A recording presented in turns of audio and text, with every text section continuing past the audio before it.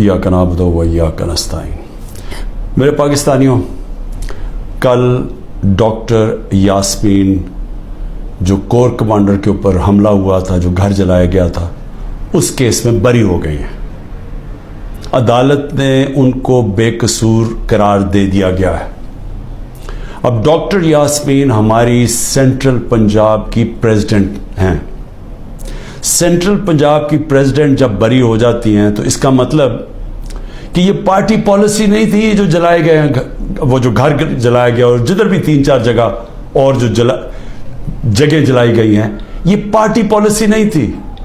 क्योंकि डॉक्टर यास्मीन तो प्रेसिडेंट होते हुए उन्होंने पार्टी पॉलिसी बतानी थी ना क्या है।